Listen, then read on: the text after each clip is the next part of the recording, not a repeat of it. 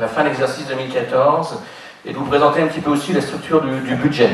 On ne vous présente pas un compte administratif provisoire, ça ce sera une présentation beaucoup plus importante quand on l'approuvera. Mais là, un petit point, 5 parties, d'abord les résultats, la structure du budget principal, après un zoom sur une compétence importante de l'Interco qui est le traitement des déchets ménagers, un point sur la structure de la dette à la CCSB, puis une quatrième partie qui va être une petite comparaison, je dirais, de la fiscalité locale des EPCI, CFE, donc l'ancienne taxe professionnelle, et taxe d'habitation. Et en dernière diapositive, un tout petit point sur l'avenir financier, les enjeux et défis financiers pour l'avenir. Si vous permettez, donc, on va commencer par les résultats provisoires. Je dis bien provisoires parce que pour l'instant, nous n'avons pas arrêté tous les comptes avec le percepteur. Donc, à la date d'aujourd'hui, la section de fonctionnement pour le budget principal sortirait avec un excédent d'environ 2 millions.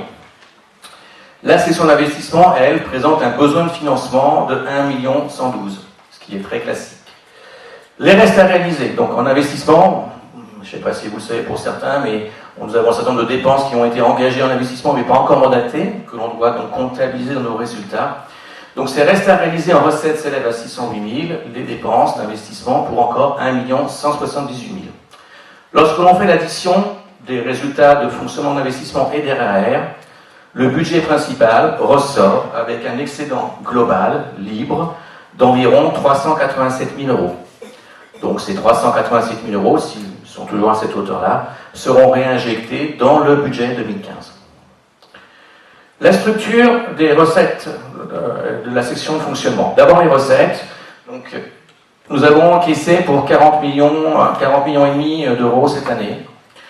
La répartition, donc on voit l'excédent de l'année dernière qui avait été repris à hauteur de 2 millions, des recettes exceptionnelles, on passe, la DGF est ici, enfin les dotations de participation des collectivités, dont la DGF qui représente 13%, la taxe des OM qui couvre le service des déchets ménagers, 11,6 millions et 28%, la fiscalité directe, quand on parle de fiscalité directe, donc je reviens, c'est l'ancienne taxe professionnelle, et la taxe d'habitation, donc elle représente 21%, à peu près 53% des recettes de fonctionnement.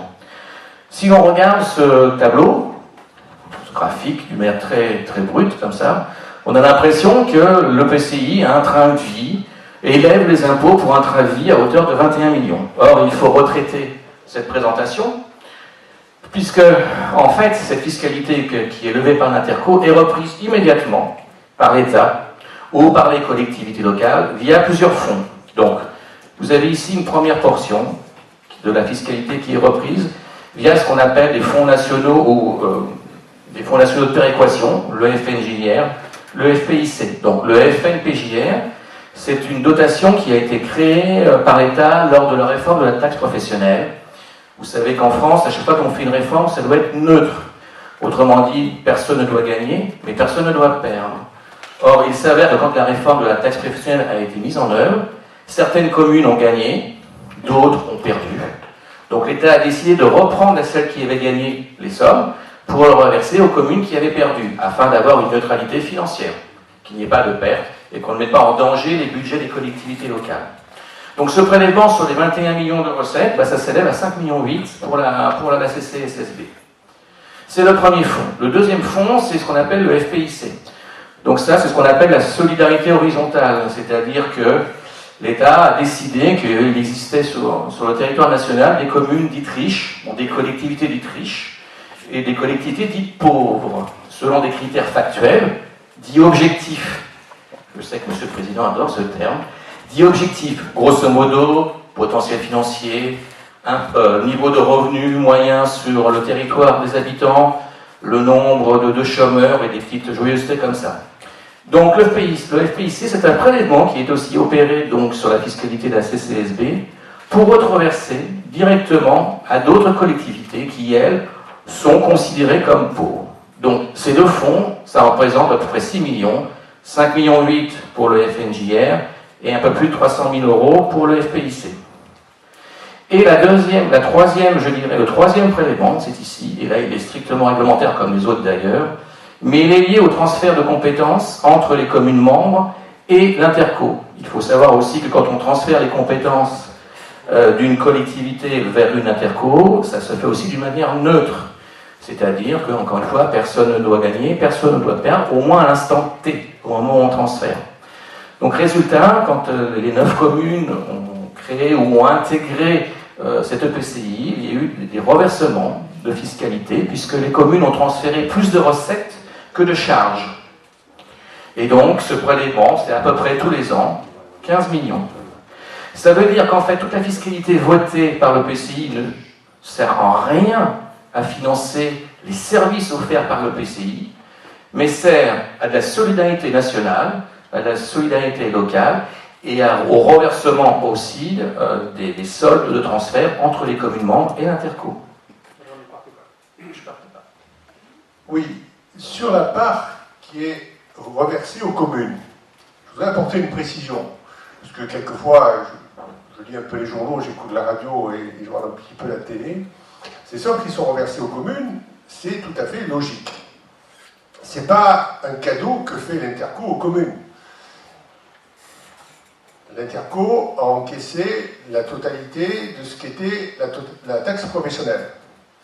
Mais peu de compétences des communes ont été transférées à l'Interco.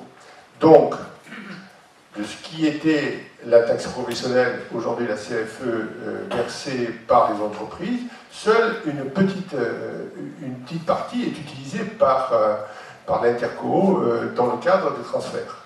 Donc tout ça pour dire que les choses sont bien claires, c'est pas un cadeau qu'on fait, parce que des fois j'entends ici ou là que les présidents disent « oui, j'ai reversé aux communes des millions et des millions d'euros », mais ils les reversent parce qu'il est obligé de le faire, c'est la loi.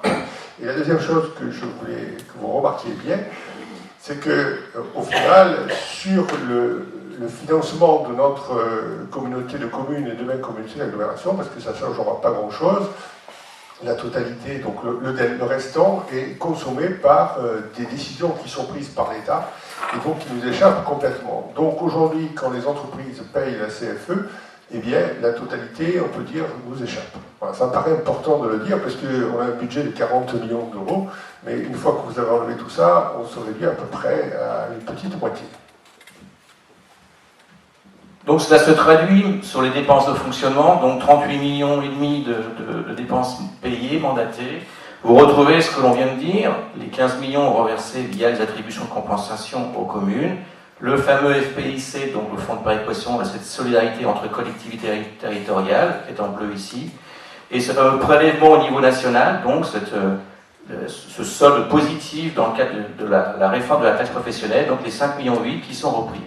Donc grosso modo, c'est 56% d'argent qui sont reversés aux collectivités locales, et il reste 44% effectivement de dépenses qui servent à l'exploitation même des activités. Donc on les retrouve ici, la rémunération du personnel, les charges générales qui sont les fluides, l'entretien du matériel, les assurances, le mobilier de bureau, dotation aux amortissements qui nous permettent de réinjecter cette recette en investissement pour en financer des nouveaux, le remboursement de la dette, des intérêts qui représentent 208 000 euros, soit un demi-point, et la contribution aux services de regroupement, notamment le Cytomate, qui intervient aussi dans le traitement et la collecte des déchets ménagers, soit 800 000 euros.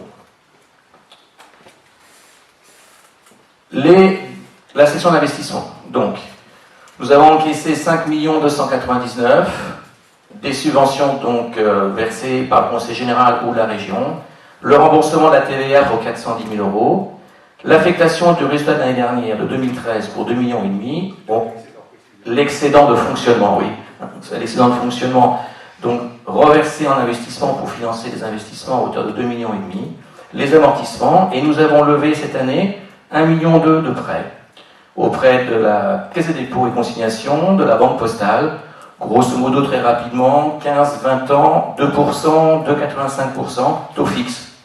Donc voilà, on essaie de sécuriser au maximum notre dette. Ces recettes ont servi à financer quoi? D'abord des reliquats de fonds de concours, le remboursement du capital des emprunts qui s'élève à 342 000 euros, et des dépenses d'équipement pour 2 968 000, et ça a permis de couvrir aussi le déficit d'investissement de l'année 2013. Ici, vous pouvez visualiser, alors excusez-moi, c'est peut-être un petit peu petit, mais c'est la liste de tous les investissements réalisés pendant l'année 2014, à la date d'aujourd'hui, encore une fois.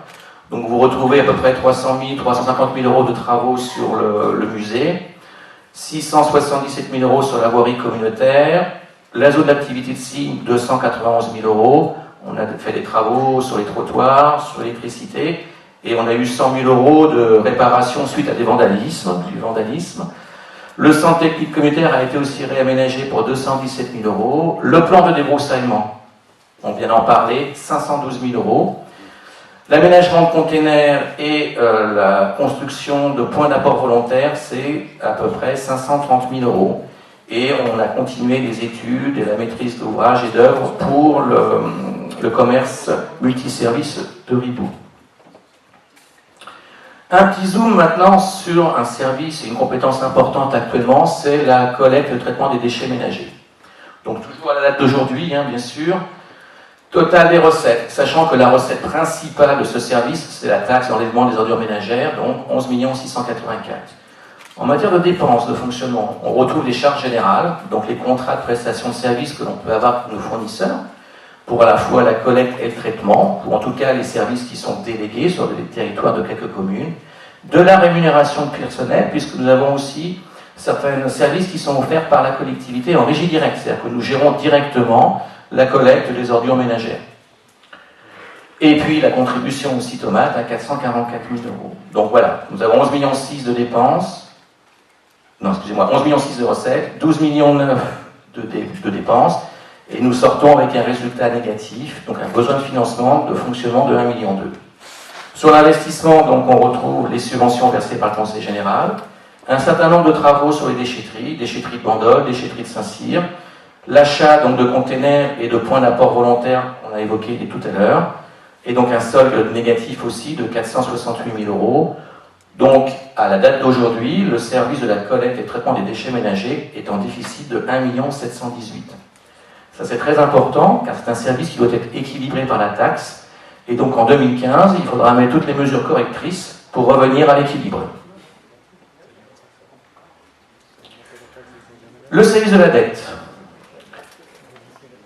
L'encours de la dette, autrement dit les emprunts restants encore à payer en capital, au 31 décembre, 4 860 000. L'annuité est d'environ 562 000 euros, intérêt plus capital. Le nombre de contrats, nous avons actuellement 10 contrats qui tournent sur le budget principal. Ils sont tous classés en catégorie A. La catégorie Gisler, c'est une norme européenne. Nous n'avons aucun point toxique. De toute façon, je vous l'ai dit, nous avons tous des taux fixes. Donc, à ce niveau-là, nous sommes tout à fait tranquilles. L'ancienneté, le plus ancien est de l'année 2000, les deux plus récents, 2014. Là, je vous l'ai dit, 100% en taux fixe, et un taux moyen de 4,68.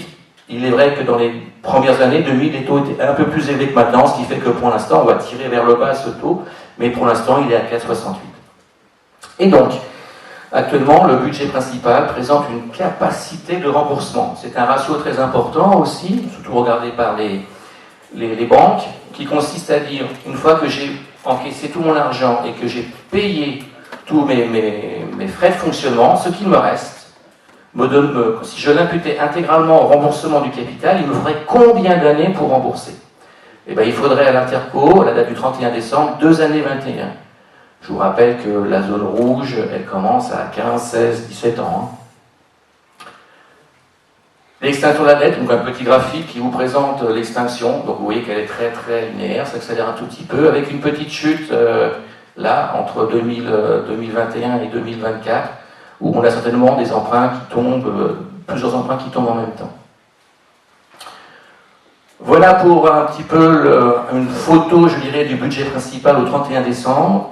On va passer maintenant à la fiscalité. Donc on est parti d'abord sur la CFE, donc l'ancienne taxe professionnelle, et on a essayé de la comparer à des EPCI qui étaient à taxe professionnelle unique, ou FPU maintenant, sur la région PACA. On n'a pas mis Marseille, on aurait pu le mettre, mais voilà. Donc, qu'est-ce qui se passe? On voit que la CCSSB, actuellement, présente un taux de CFE de 24,07, qui est le plus faible de tous ceux-ci. Il faut savoir que nous avons actuellement 5622 entreprises qui contribuent à ce fonds. Le plus gros contributeur, c'est Coca-Cola. Et très important, 10 entreprises concourent pour un tiers du produit. Donc de Coca-Cola, en passant par Escoda ou par d'autres organismes, et que la contribution moyenne, après avoir retiré les 10 premiers et les 10 dernières entreprises, est d'environ 1 000 €. Oui, par an. Je ne l'ai pas mis. Alors, NPM, il doit être à peu près au milieu. Il doit être à 34 ou 35, je crois, hein, donc au milieu bas. On a fait le même calcul pour la taxe d'habitation. Donc là, nous sommes les deuxièmes. 6,11 pour la Durance, Luberon, 7,13. Et là, par contre, si on rajoutait Marseille, ils seraient tout en bas. Ils sont à 14 ou 15, je crois. La valeur locative moyenne sur le territoire communautaire, elle tourne aux alentours de 4 226 € en 2014, ce qui donne une contribution moyenne d'environ 300 €. Ça, c'était encore une fois donc, le point sur la fiscalité, toujours cette photo au 31 décembre, et là maintenant on va finir par un petit peu l'avenir. Donc effectivement, Monsieur le Président vient d'annoncer que là, le préfet avait pris son arrêté. Et donc maintenant, il va falloir réussir ce passage en communauté avec en face, je dirais, des enjeux financiers assez difficiles.